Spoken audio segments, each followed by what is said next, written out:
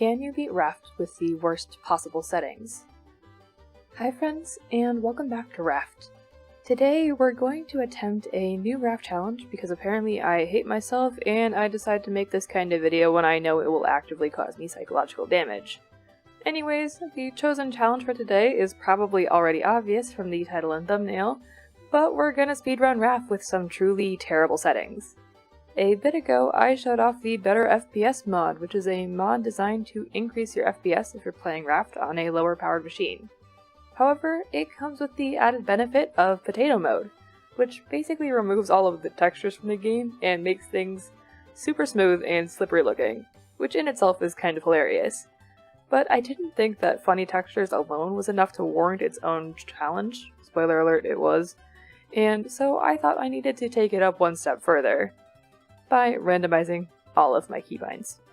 Yeah, so we're gonna try to beat a version of Raft that looks like it's been locked in a padded cell for too long, and also destroy all of my muscle memory from speedrunning at the same time. This should be a fun treat.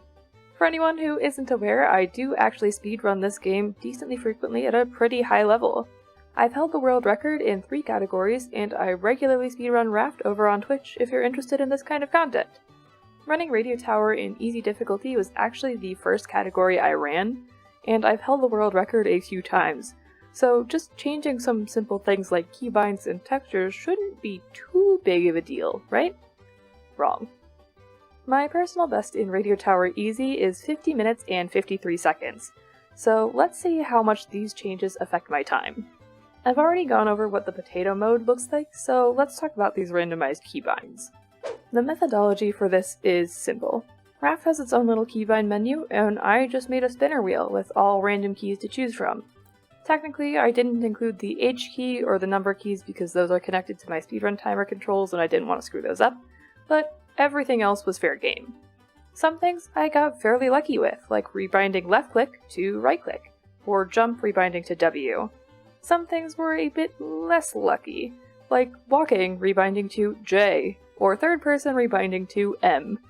But nothing seemed truly impossible, so off to our world we go.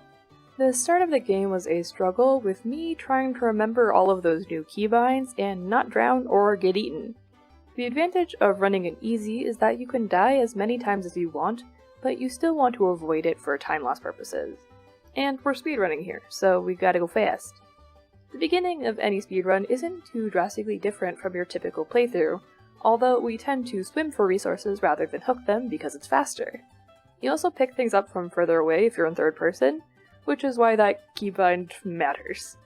Also, apparently something got screwed up somewhere along the way and now we could just drift sideways, which was a cool skill that I learned apparently. But the real chaos begins when we reach our first island. There's a lot of resources you need for a speedrun that you can usually only get at islands, like sand, clay, metal ore, copper, and seaweed. We need all of that, and we need a lot of it. But there was one problem. Apparently loading islands in potato mode means that all of that good stuff that we need is invisible. And there was no way I had enough resources to make an anchor yet, so I had a limited time and just did my best flailing and hoping to find some sand and clay to make my smelters. Needless to say, it didn't go as well as planned. Usually the goal is to have enough wet bricks to make your first smelter by the time you leave the first island, which clearly did not happen here. The good news was that other than that, there was a crate that contained both bolts and hinges, which we will definitely need for later. But other than that, it was time to move on. About 19 minutes in is when I typically have both smelters ready to go and am already well into my smelting phase, getting everything ready for the receiver and antenna. In this run, I was just barely stumbling into my second island. Fortunately, this was an island that I was relatively familiar of with its layout, and I was finally able to get myself enough sand and clay to make that first smelter. There also was another crate, but this one really only gave me hinges. Sadly, I didn't really need those anymore, so that was kind of a sad loss. But we got a decent number of things from that island, so we could at least start the drying process to finally get things smelting. The third island was the most truly lucky island. There's this one island that speedrunners will preferentially use to start their runs because of its plentiful resources. This island alone has enough sand and clay for 2 smelters, more than enough metal and seaweed, and just short of all of the copper you'll need for the radio tower. So with all my practice using this particular island, I knew where stuff was without needing to see it. With that island fully harvested, we were now in a full-blown smelting phase. We had finally hit the point where I would normally hit my 2 smelter split at about 19 minutes, and we hit it at about an hour and 7 minutes, so I was clearly like a little bit behind my normal time. From here, it's just a matter of smelting down all of that other stuff and getting our navigation gear set up. After waiting for all of my resources to be ready, I was finally ready to place down my antenna. This part was harder than I care to admit, given the need to jump from platform to platform with my weird keybinds, so I gave up and built a ladder to make my own life easier. That complete, I turned on my receiver and pointed my sail in the direction of that glowing blue dot off into the distance.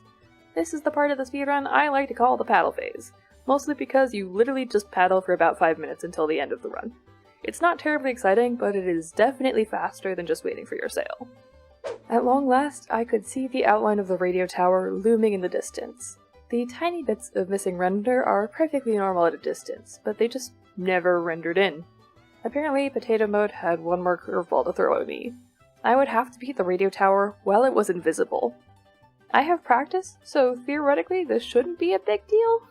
Turns out it was kind of a big deal when there's no way to see where you're trying to land.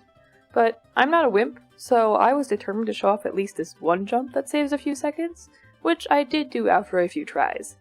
Surprisingly, or unsurprisingly, the last 2 jumps are the part that I really struggled with. You can fall between the pipes that are usually here super easily, and you just flat out can't see where the last jump is with this, so good luck with that if you try this. But many attempts and a lot of lost time later, we finally made it up to the top of the radio tower. It only took me an hour and 36 minutes in total, which is 24 minutes behind my very first speedrun time. So doing this was honestly a lot harder than I thought it would be. If you had asked me at the beginning of this how long it would take me, I probably would have guessed about an hour. My guess was definitely wrong and it took me longer, but it was still a fun challenge. But that's where this particular video ends. Let me know if there's any other raft challenges you'd like to see me attempt in the future. I'm open to any and all suggestions. But that's it for now. Thank you so much for watching. I hope you enjoyed. Please consider leaving a like if you did, and consider subscribing if you haven't already. And I hope to see you all again soon, but until then, have a great day.